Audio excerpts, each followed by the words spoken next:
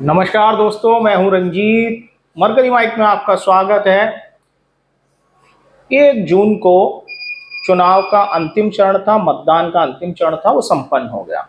और 1 जून की शाम होते ही 6 बजे से तमाम न्यूज चैनल्स एजेंसीज ने अपने अपने एग्जिट पोल देना शुरू कर दिए।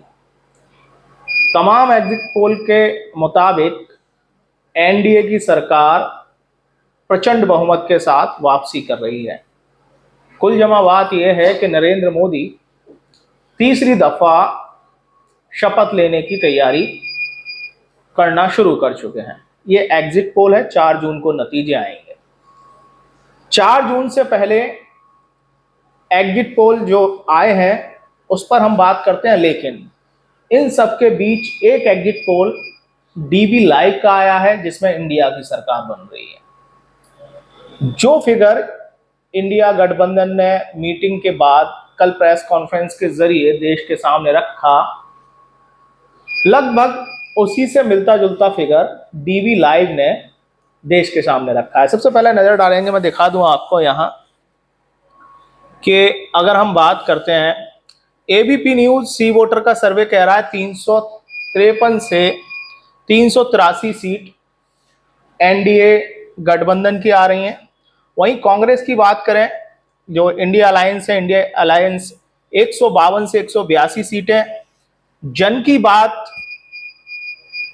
करें हम, तो जन की बात 362 से 392 सीटें एनडीए को दे रहा है, 141 से 161 सीटें इंडिया अलायंस को दे रहा है और 10 से 20 सीटें अन्य के खाते में जा रही हैं। रिपब्लिक भारत और मैट्रिज का जो सर्वे है वो 353 से 368 सीट के बीच एनडीए गठबंधन को दे रहा है, जबकि 118 से 133 सीटें इंडिया अलायंस को, 43 से 48 सीटें अन्य के खाते में जाएंगी। ये रिपब्लिक भारत और मैट्रिज का सर्वे। वहीं रिपब्लिक टीवी और पी मार्क का सर्वे कह रहा है कि उन्होंने एग्जैक्ट फिगर खोला है, 359 सीटें एनडीए के खाते में जाएंगी, जबकि 154 सीटों पर इंडिया गठबंधन सिमट रहा है और 30 सीटें अन्य के खाते में। इंडिया न्यूज और डी डायनामिक्स का जो सर्वे है वो 371 सीटें दे रहा है एनडीए को, जबकि 125 सीटें इंडिया अलायंस और 47 सीटें अन्य के खाते में हैं। जबकि न्यूज नेशन जो है 342 से 378 सीटों का आंकड़ा दे रहा है एनडीए को, यानी सरकार वापसी कर रही है नरेंद्र मोदी की, राष्ट्रीय जनतांत्रिक गठबंधन की। जबकि 153 169 सीटें, 153 से 169 जो है वो इंडिया अलायंस को जा रहा है। 8 से 20 सीटें, 21 से 23 सीटें अन्य के खाते में है।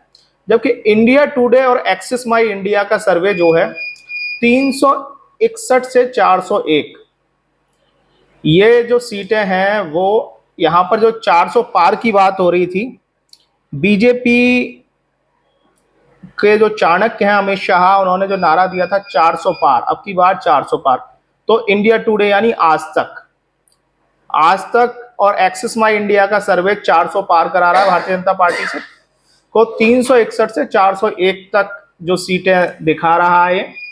वहीं इंडिया अलायंस को इस सर्वे ने 131 से 166 सीटें दी हैं, जबकि अन्य के खाते में 8 से 20 सीटें आई हैं।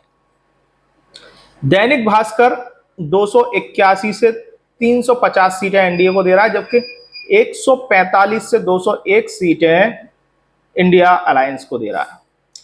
33 से 49 सीटों का आंकड़ा अन्य के खाते में भी दिखाया जा रहा है दैनिक भास्कर के द्वारा। लेकिन सबसे जो चौंकाने वाला आंकड़ा दिया है, या फिर यूं कहें कि जनता की नब्ज जिस तरह से पकड़ी गई थी, या फिर जनता के बीच में जाके जो रुझान शुरू से चुनाव में सामने आ रहे थे, उसकी तस्दीक अगर कोई प्लेटफॉर्म कर रहा है तो डीबी लाइव कर रहा है। मध्य प्रदेश का ये प्लेटफॉर्म है।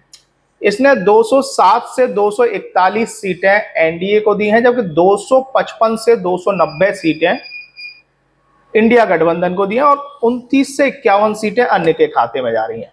तो सबसे अगर हम बात करें, ऊपर से सर्वे की गिनती करते हैं तो 1 2 3 4 5 6 7 8 प्लेटफॉर्म जो है देश के जाने माने प्लेटफॉर्म्स हैं, वो एनडीए की सरकार बना रहे हैं। जबकि डीबी लाइव डीवी लाइव ने आंकड़ा बिल्कुल उलट करते हुए 207 से 241 सीटों के बीच में एनडीए को रखा है, जबकि 255 से 290 सीट जो है वो इंडिया अलायंस को दी है। तो साफ तौर पर देखा जाए, जो कि चुनाव का पहला चरण था उससे लेकर लगातार 7वें चरण तक जो तस्वीरें सामने आई वो निश्चित तौर पर ये दर्शा रही थी कि नेक टू नेक फाइट है और चुनाव किसी भी ओर जा सकता है। लेकिन एग्जिट पोल, जो 8 प्लेटफॉर्म्स के एग्जिट पोल, अगर इस पर हम नजर डालते हैं तो चुनाव एक तरफा हो जाता है। लेकिन चुनाव एक तरफा हुआ क्या, इसको समझना ज्यादा जरूरी है।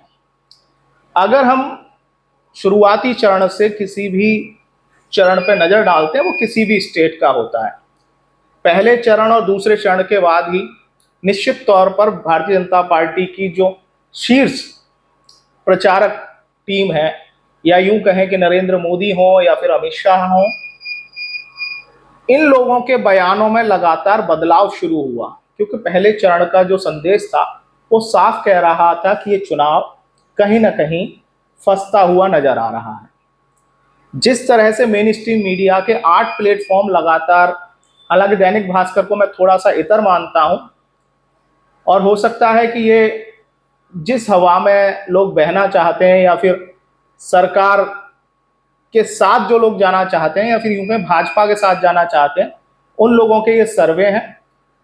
हकीकत यह है कि जब आप ग्राउंड जीरो पर आकर बात करते हैं तो निश्चित तौर पर आपको नेक टू नेक फाइट मिलती है। लेकिन एग्जिट पोल के हिसाब से कहीं भी नेक टू नेक फाइट, क्योंकि अगर मेन स्ट्रीम मीडिया भी बीच में बदलाव करता हुआ दिखाई दिया था, उन्होंने एक्सेप्ट किया था कि इंडिया अलायंस बहुत अच्छा परफॉर्मेंस कर रहा है, यानी चुनाव में टक्कर दे रहा है। लेकिन एग्जिट पोल के नतीजों में वो टक्कर सिरे से खारिज कर दी गई है। उसकी वजह क्या है, शायद जो आम जनमानस है वो भी समझ चुका है। लेकिन हम किसी भी कॉन्ट्रोडिक्टरी या कंट्रोवर्सी में की बात करने के बजाय बहुत साधारण से फॉर्मूले पे बात करते हैं। एक्सिस माई इंडिया, जो कि आज तक और एक्सिस माई इंडिया प्रदीप गुप्ता का प्लेटफॉर्म है, एक्सिस माई इंडिया, उसका सर्वे यहां बताता है कि 361 से 401 सीटें एनडीए को मिल रही है। लेकिन एक्सिस माई इंडिया का एक सर्वे का जो डाटा लीक हुआ था, एक्चुअल डाटा लीक, जिस पे तमाम पत्रकारों ने भी विश्लेषण किया था और सबसे बड़ा विश्लेषण अभय दुबे का आया था, तो जो कि वरिष्ठ पत्रकार हैं अभय दुबे के मुताबिक एक्सिस माई इंडिया का भड़ास ने अभी वो जो डाटा लीक हुआ था एक्सिस माई इंडिया का, वो भड़ास पर प्रकाशित हुआ था और वो भड़ास पे शायद अभी कॉपी पड़ी हुई है, आप देख सकते हैं जाके। उस डाटा के मुताबिक ही अगर हम जाते हैं, जो कि राम मंदिर बनने के बाद, यानी राम मंदिर में प्राण प्रतिष्ठा अयोध्या में हुई, उसके बाद जब चुनाव आने वाला था, उस समय यह सर्वे कराया गया था एक्सिस माई इंडिया द्वारा। उस सर्वे के मुताबिक भी एक्सिस माई इंडिया ने 246 सीटें इंडिया अलायंस को दी हैं, जबकि 256 सीटें एनडीए को दी हैं। और जब चुनाव का पहला चरण हुआ और उसके बाद से सीधे सीधे भाजपा का विरोध दिखाई दिया। पहले चरण की बात करें हम तो पश्चिमी उत्तर प्रदेश की बात कर लें तो मुजफ्फरनगर सीट या पश्चिम में जो क्षत्रियों की महापंचायत हुई, वो साफ साफ भारतीय जनता पार्टी के मुखालफत में पंचायतें दिखी, लोगों ने वोट नहीं किया। पहले चरण में वोटिंग परसेंटेज डाउन रहा। उसके बाद अगर हम आगे बढ़ते हैं, दूसरे चरण की बात करते हैं, तो अलीगढ़ और मथुरा जैसी सीट पर मतदाताओं ने मतदान बहुत उत्साह के साथ नहीं किया, जहां मथुरा में हेमा मालिनी चुनाव लड़ रही थी और अलीगढ़ में सतीश गौतम चुनाव लड़ रहे थे। मैं इन दोनों सीटों का जिक्र इसलिए कर रहा हूं क्योंकि मथुरा में हेमा मालिनी का भी चुनाव फंस गया। एक सिने अभिनेत्री का चुनाव फंसना निश्चित तौर पर भारतीय जनता पार्टी के लिए चिंता का सबब हो सकता है। अगर हम बात करें सतीश गौतम की, तो सतीश गौतम अलीगढ़ पे मैं इसलिए चर्चा करना चाहूंगा कि वहां भारतीय जनता पार्टी का जो लीगी वोटर माना जाता है, LR voter, Lodhi Rajput voter, जो बाबूजी कल्याण सिंह जिस समाज को रिप्रेजेंट करते हैं, उस समाज में मढ़ौली ग्राम पंचायत, जो कि बाबूजी कल्याण सिंह की ग्राम पंचायत है, उसका जो बूथ अध्यक्ष है वो अगेंस्ट द बीजेपी वोट करके आया। लेकिन उसने सफाई क्या दी? उसने सफाई दी कि बाबूजी कल्याण सिंह और भारतीय जनता पार्टी से उन्हें कोई परेशानी नहीं है। यानी बाबूजी कल्याण सिंह को हटा दीजिए, भारतीय जनता पार्टी को हटा दीजिए, उन्हें परेशानी है लोकल प्रत्याशी से यानी सतीश गौतम से। लिहाजा जो कम्युनिटी जो बाबूजी कल्याण सिंह के बेटे एटा लोकसभा को रिप्रेजेंट कर रहे थे भारतीय जनता पार्टी के लिए, वहां जाकर जब उनके घर की विधानसभा, यूं कहें ग्राम पंचायत उनके घर पे जब जाके भारतीय जनता पार्टी के खिलाफ उन्हीं के समाज का वोट जा रहा है सतीश गौतम के खिलाफ, तब आपको समझना होगा कि ग्राउंड जीरो पर चीजें इतनी आसान नहीं हैं और न थी।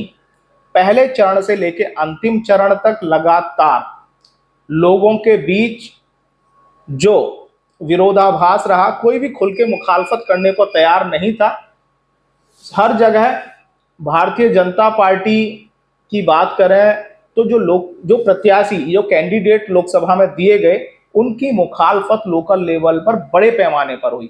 तीसरा चरण आते आते ये मुखालफत और तेज हुई और इसमें यह देखने को मिला कि जो लोकतंत्र बचाने की लड़ाई शुरू की गई थी इंडिया अलायंस द्वारा, या यूं कहें कि राहुल गांधी ने जब ये आवाज उठाई कि संविधान बचाना है, तो तब क्या हुआ, बीएसपी का जो कोर वोटर है वो संविधान बचाने की होड़ में आगे आया और उसने समाजवादी पार्टी से किसी भी वैमनस्यता को दरकिनार करते हुए समाजवादी पार्टी के प्रत्याशियों को खुलकर वोट दिया।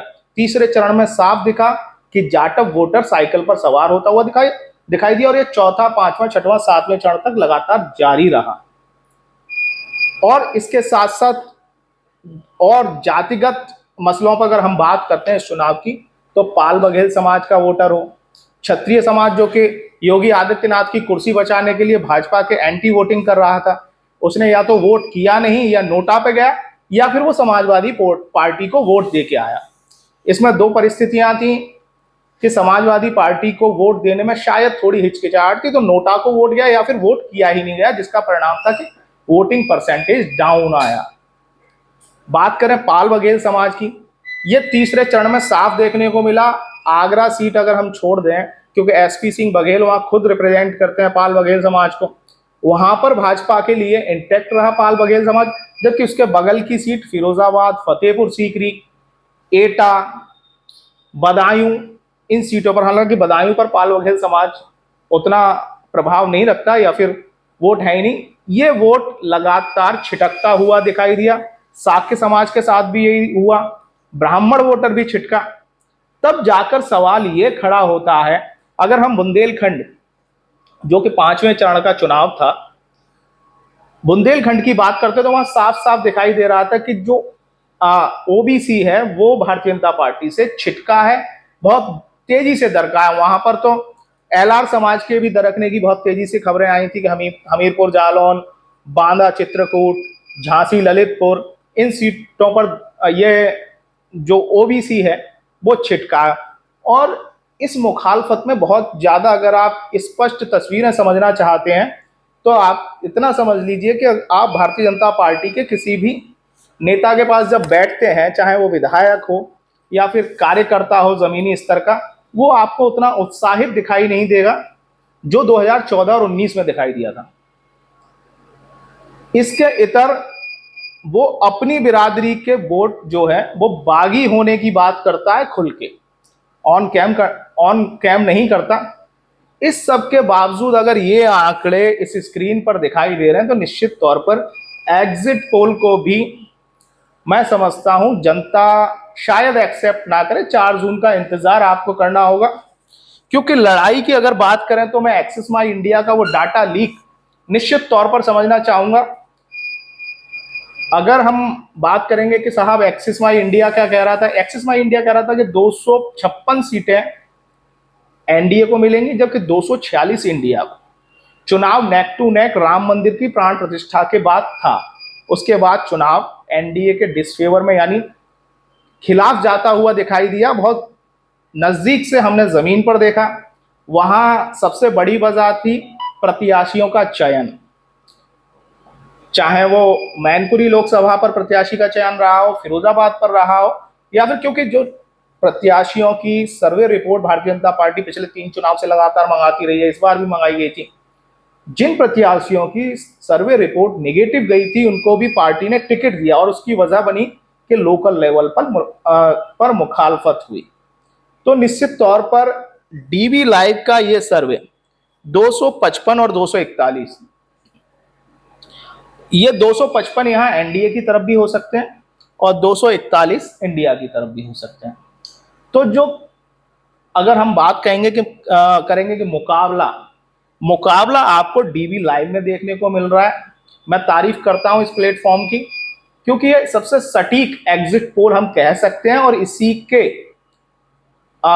लमसम या यूं कहें कि लगभग, क्योंकि अगर हम योगेंद्र यादव के एनालिसिस को भी मान के चलते हैं तो वो भी यहीं पर 255-250 के आसपास एनडीए आता दिखाई दे रहा है। और इसमें एक चीज और मैं जोड़ना चाहूंगा, जो भारतीय जनता पार्टी के वरिष्ठ नेता हैं सुब्रमण्यम स्वामी, उनके मुताबिक भी भारतीय जनता पार्टी इसी फिगर पर आके टिक रही है।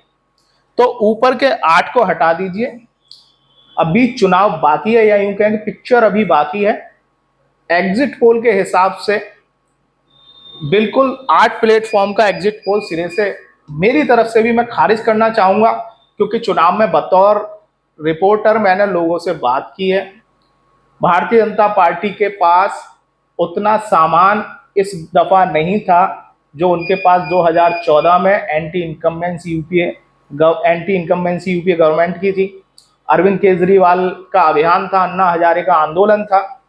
2019 में पुलवामा आतंकवादी हमला था, उसके जब विरोध में भारतीय जनता पार्टी सरकार यानी मोदी सरकार ने बालाकोट सर्जिकल एयर स्ट्राइक की थी, तब देश में देशभक्ति का गुबार था। लेकिन इस बार अग्निवीर, महंगाई, बेरोजगारी जैसे मुद्दे अहम थे, संविधान बचाओ जैसे मुद्दे थे, और जो core voter Bharatiya Janata party का ओबीसी वोटर था वो इस बार बेधड़क बिखरता हुआ दिखाई दिया। ठाकुर बनिया ब्राह्मण की मैं बात इसलिए नहीं करूंगा क्योंकि सवर्ण समाज पर जो मोहर लग जाती है, इवन ये भी इस बार बहुत बिखरा हुआ दिखाई दिया, एक मुश्त भारतीय जनता पार्टी के लिए नहीं था।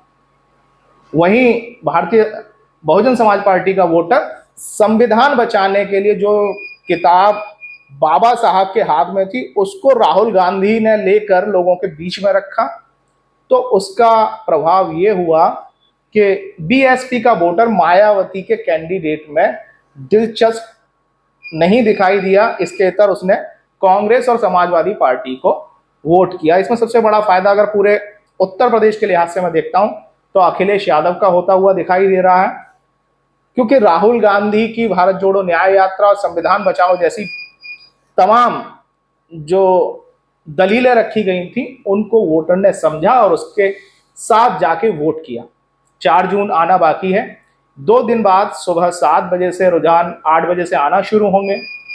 देश के इस लोकतंत्र के महापर्व की तस्वीर क्या होगी वो आपके सामने 4 जून को स्पष्ट होगी। फिलहाल मुकाबले में दोनों एनडीए और इंडिया दोनों हैं और बराबर की टक्कर है। हमारा ये एपिसोड आपको कैसा लगा जरूर लिखिएगा, कमेंट करिएगा, बताइएगा जरूर। मरकरी माइक को लाइक करिए, वीडियो को सब्सक्राइब करिए। नमस्कार।